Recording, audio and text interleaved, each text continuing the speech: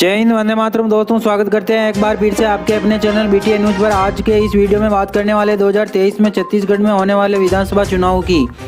जी हां, बात करने वाले हैं अब की बार किस पार्टी की बन सकती है सरकार। जिस प्रकार देखा जाए तो कांग्रेस पार्टी पिछले 15 सालों बाद 2018 में अपनी सरकार बनाने में कामयाब हो पाई, तो क्या इस बार भी भूपेश बघेल सत्ता में कर पाएंगे वापसी, या फिर बीजेपी सरकार पुनः अपनी सरकार बना पाएगी, या इस बार अन्य पार्टियां बीजेपी को उलझन में डाल देगी।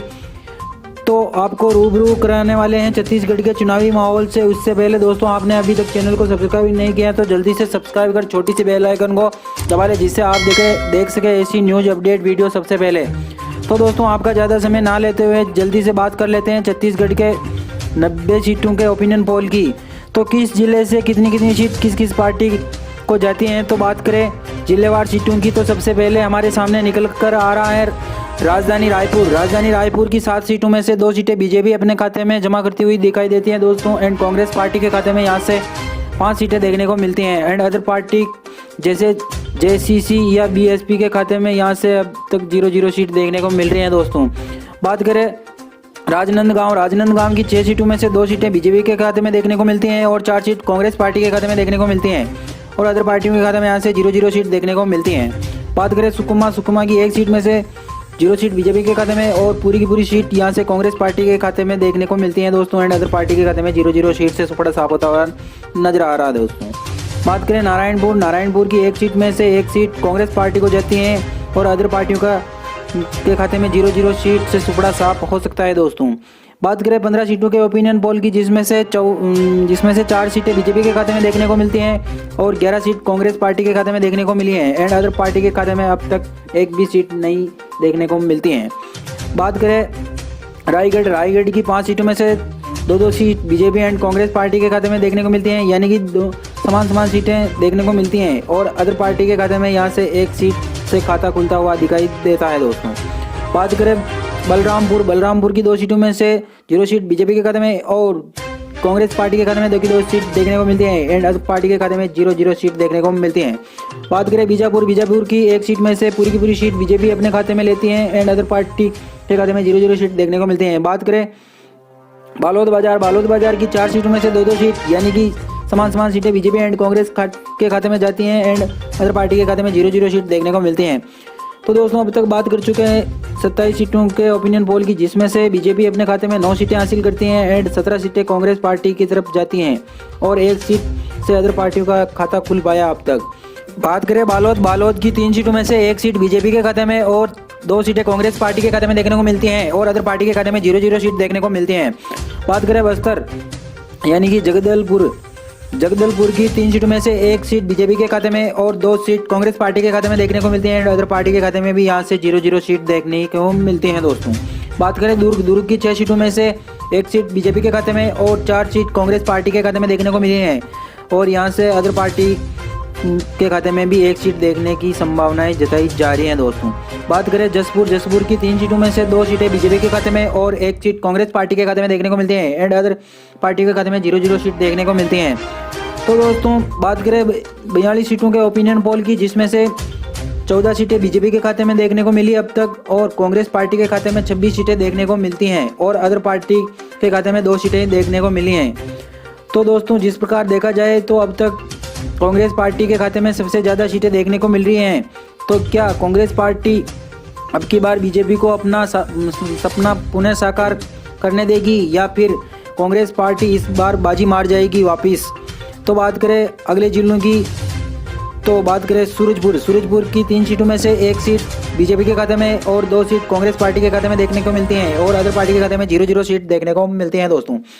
बात करें कबीरधाम की 2 सीटों में से 0 सीट बीजेपी के खाते में और 2 सीट कांग्रेस पार्टी के खाते में यहाँ से जाती हुई नजर आ रही है दोस्तों।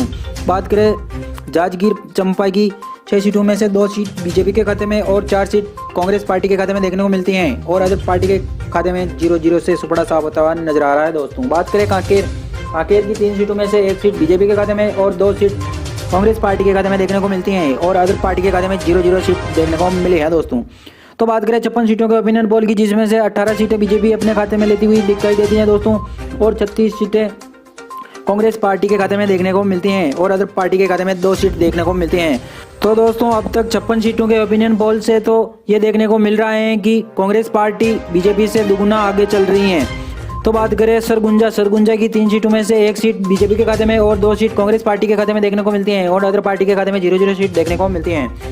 बात करें गरियाबंद की 2 सीटों में से 1-1 seat BJP and Congress party के खाते में देखने को मिलती है एंड अदर पार्टी के खाते में 0-0 सीट देखने को मिलती हैं, यानी कि 1-1 सीट समान सीटें दोनों पार्टी के खाते में देखने को मिलती हैं। बात करें बिलासपुर की 7 सीटों में से 4 सीटें बीजेपी अपने खाते में लेती हुई दिखाई देती हैं दोस्तों और 3 सीटें कांग्रेस पार्टी अपने खाते में जमा करती हुई दिखाई देती हैं दोस्तों यहाँ से और अदर पार्टी के खाते में 0-0 सीट देखने को मिलती हैं दोस्तों। बात करें धमतरी की 3 सीटों में से 2 सीट बीजेपी के खाते में एंड अदर पार्टी के खाते में 0-0 सीट एंड कांग्रेस पार्टी के खाते में यहाँ से 1 सीट देखने को मिलते हैं।